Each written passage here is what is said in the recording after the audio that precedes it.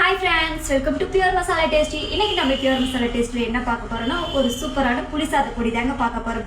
உங்களுக்கு மேபி குழம்பு வைக்க டைம்ல ஒரு 10 minutes 50 minutes தான் இருக்குனா நீங்க இந்த புளி சாத பொடி ட்ரை பண்ணி பாருங்க. உங்களுக்கு ஒரு சூப்பரான புளி சாத கிடைக்கும்.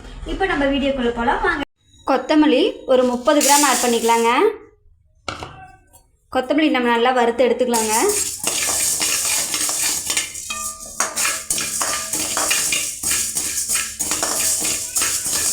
இது மாதிரி நீங்கள் புளி சாதப்பொடி ட்ரை பண்ணிங்கன்னா டேஸ்ட்டு சூப்பராக இருக்குங்க.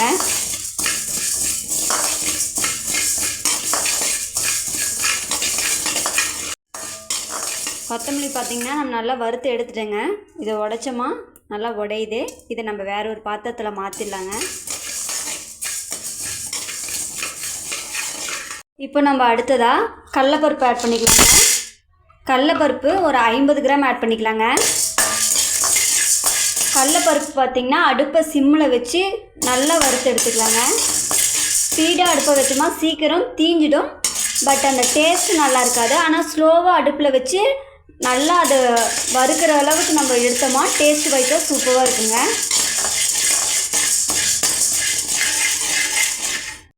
கடலைப்பருப்பு பார்த்திங்கன்னா நல்லா வறுபட கொஞ்சம் டைம் எடுக்குங்க. இது ஒரு கொஞ்ச நேரம் பொறுமையாக தான் வறுக்கணும்.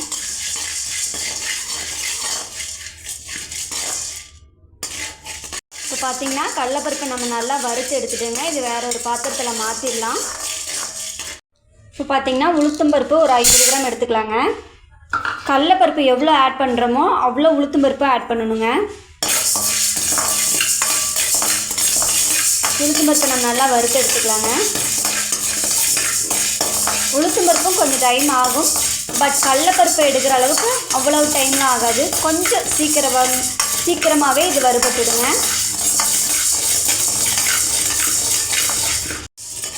உளுத்தம்பருப்பு பார்த்திங்கன்னா நல்லா வறுபட்டுருச்சு. இதை வேறு ஒரு பாத்திரத்தில் மாற்றிடலாங்க. அடுத்ததாக நம்ம வரமிளகாய் ஆட் பண்ணிக்கலாங்க.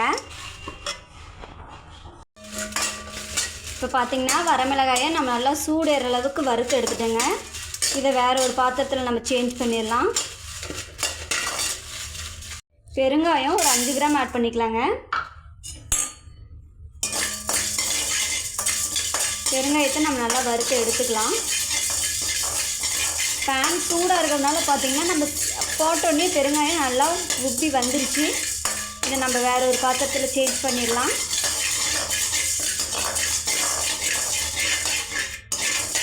இப்போ நம்ம அடுத்ததாக உப்பு ஒரு 50 கிராம் ஆட் பண்ணிக்கலாங்க.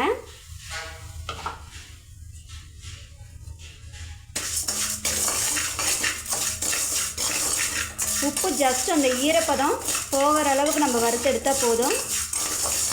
இதுவே போதும். இதை நம்ம வேறு ஒரு பாத்திரத்தில் மாற்றிடலாங்க. இப்போ கொஞ்சம் எண்ணெய் விட்டு ஃபைனலாக நம்ம என்ன ஆட் பண்ண போகிறோன்னு பார்த்தா புளி தாங்க ஆட் பண்ண போகிறோம். புளியில் இருக்க நாரெலாம் எடுத்துட்டு அதை க்ளீன் பண்ணிவிட்டு நம்ம ஆட் பண்ணிக்கலாங்க.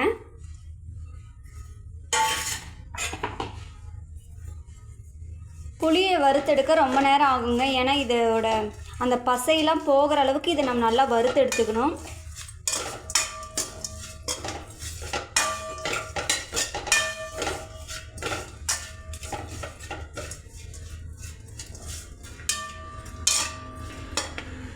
இப்போ பார்த்திங்கன்னா புளியை நம்ம நல்லா வறுத்துட்டோங்க.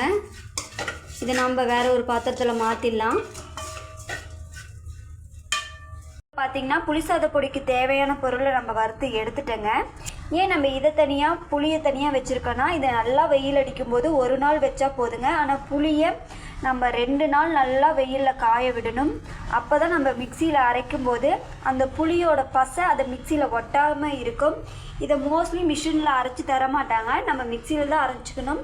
அதனால தான் இதை நம்ம 2 நாள் இந்த புளியை நல்லா வெயிலில் காய வைக்கணுங்க. Thank you friends. உங்களுக்கு இந்த வீடியோ பிடிச்சிருந்தா சப்ஸ்கிரைப் பண்ணுங்கள். தேங்க்யூ.